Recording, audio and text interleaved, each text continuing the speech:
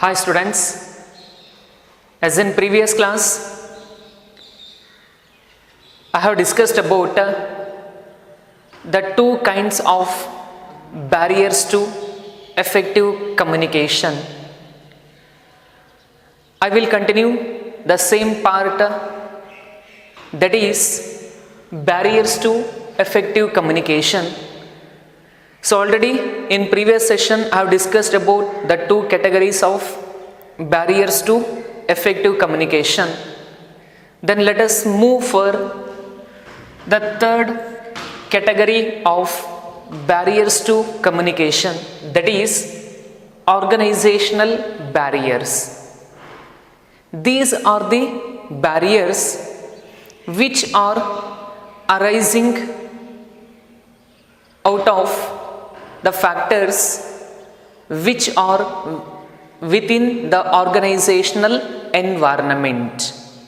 Within the organizational environment, there are certain factors which creates obstacles to make an effective communication.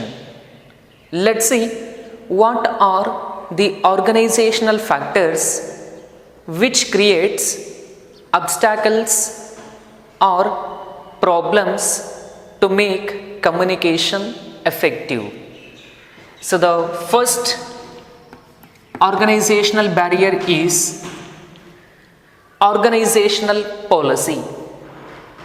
As you know about the organizational policy, there is an centralization and a decentralization method which is followed in the organization. Already you learned in organization chapter, that is centralization and decentralization. So when the organization is more centralized, it is not supportive to the employees for a free exchange of information between the persons who are involved in communication process. Because in centralization, the decision making power lies with the hands of only top level managers or with a few persons. With duly taking the permission or approval from them, they have to disclose or exchange information. For each and every information, for each and every matter, the subordinator can't go to the top level manager to get approval and to disclose information. So where it causes delay in giving information to the concerned people. Therefore, the organizational policy, if it is more centralized, then it may cause to not supportive to the subordinates for free flow of information between the subordinators in the enterprise. Therefore, the organization should not much depend on centralization. There should be a little bit decentralization policy must be there in the enterprise. That makes the communication effective. Then second comes rules and regulations. If there are more rules and regulations, means each and every time they can't go by following all the rules and regulations even for a small information exchange. So therefore, if the chain of command is followed in communication, that may causes delay in getting the proper information. Say for example, chain of command. So in chain of command, the communication is flows from top level to middle level to lower level. So when the information flows from top to middle level to lower level management means it will going to take certain time to pass between various managerial heads. At that time, the people who are in need of the matter, they may not get on time. So that may leads to barrier to the communication. So that's why if there are more rules and regulations, if the communication or if the organization strictly following the chain of command or scalar chain method of communication, that may cause delay in exchanging information. That is the second organizational barrier. Then third comes status. So here the status means it's not like as social media like WhatsApp status, Facebook status. Like here the status means like position in the enterprise. So say for example, some of the people, they are going to strictly maintain the status or their position. Some of the superiors, they directly does not speak with the subordinates, and they are not allow the subordinates to directly approach the superior and freely exchange the information. So that may cause delay in giving information, and there may be an confusions in between superior and subordinator regarding about specific matter. Therefore, status, it's nothing but like superior not ready to talk freely with subordinates. This short symbol indicates with.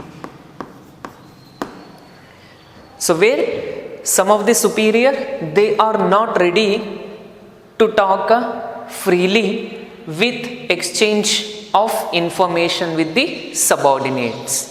So here the freely is nothing but restricting. They are not making certain restriction. So but when in case of some of the superior, they are not ready to directly talk with the subordinates. They put certain restrictions. So with the middleman, they are going to exchange the information. At that time, the subordinator does not get the accurate information. That is the third organizational barrier. Then fourth, complexity in organizational structure. So here the complexity is nothing but like difficult. So when the organization following too many levels of hierarchy, that may lead to delay in getting proper information. So if the information is getting by one to another person, or it passes from various level or various managerial executives, means at that time that may lead to delay in getting information. Say for example, the information flows from managing director to deputy managing director, and he passes information to, so like branch manager. The branch manager passes information to deputy branch manager, and he passes information to supervisor, and supervisor directly transfer information to workers or employees. So like the information is passed from various executives.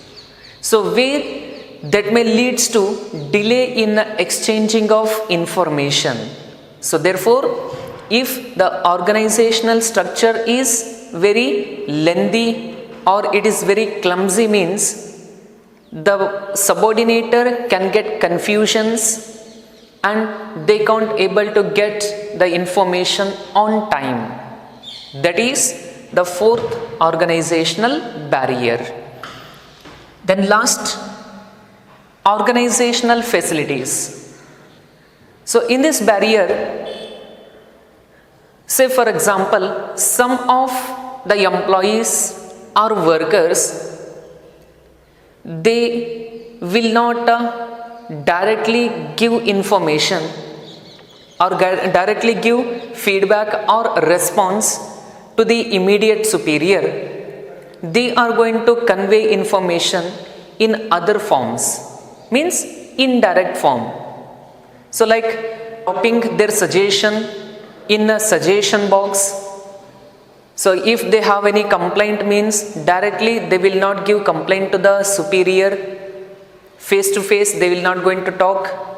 At that time they will going to write a letter and they will going to drop in a complaint box.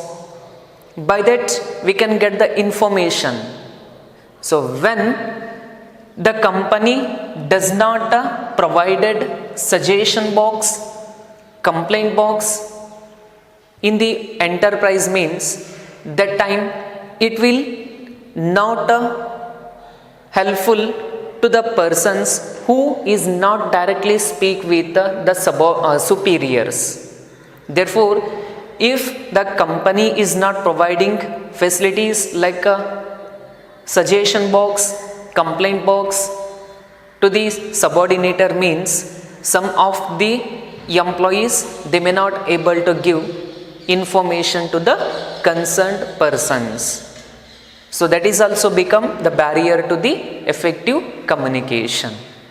So all these 5 which comes under organizational barriers. One is organizational policy, second is rules and regulations, third is status, fourth is complexity in organizational structure, then fifth, organizational facilities. Then fourth category of barriers to effective communication, that is personal barriers. So here the personal barriers or the barriers which are relating to the personal issues or the personal factors of sender and receiver. Those are the factors which comes under the category of personal barriers. So in personal barriers, there are mainly 4 factors which creates obstacles or hindrances in the process of making communication effectiveness. So let's see what are those personal factors. One is fear of challenge of authority. So as you know, authority is lies with the hands of whom? Superior. Always the authority is lies with the hands of superior. If a superior feels that a particular communication or exchange of information may adversely affect his authority, therefore he will hold that information, or they may skip the information which is going to conveyed to the receiver. Say for example, I am working as a superior, I am in the higher level position. If I conveyed any information or if I talk with certain persons in the enterprise, means it may affect on my position or it may affect on my working environment. So I will not going to discuss the issues to those kind of employees or persons, and I will going to keep it hold. That is called fear of challenge of authority. As a superior, I need to give the information to the subordinates. So sometimes exchange of information may affect on the position of the superior and his authority. So that kind of information are to be held by the superior. That may adversely affect on the working of the superior. That is the first personal barriers. Then second is lack of confidence. So already in the previous video lecture, I have discussed about lack of confidence, that is distrust. So here, lack of confidence where some superiors will never take into confidence the subordinates. It may be in vice versa. So the superior will not have confidence on subordinates, and subordinates will not going to take the confidence on superior. Say for example, I will give a simple example. Superior and subordinator. So the subordinator is asking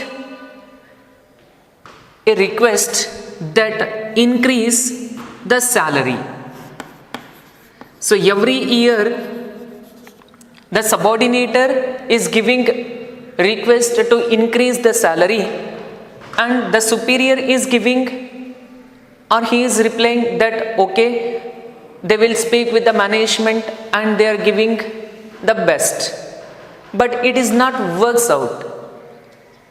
So the subordinator will see 1 year or 2 year.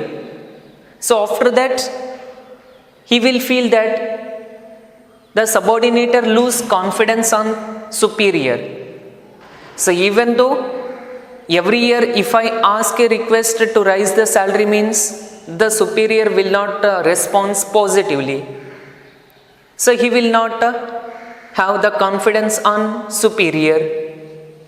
And if the superior is not having confidence on subordinator's work means the communication will not become effective.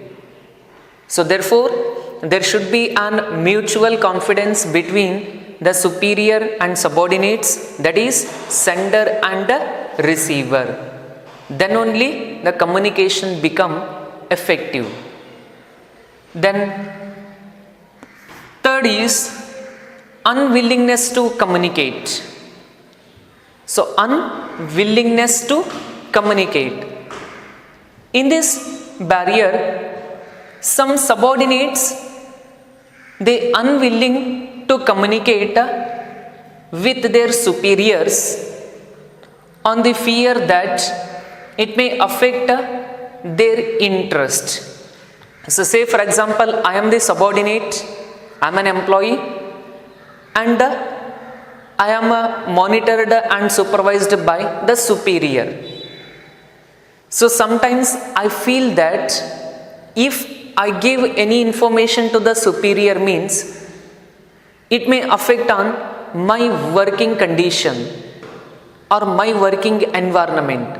So that I feel that and I will not going to communicate and discuss with the superior.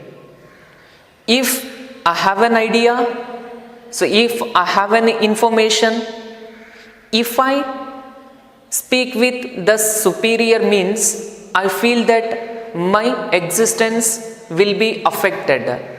So therefore, I will going to skip, or I will not going to talk the information with the concerned persons.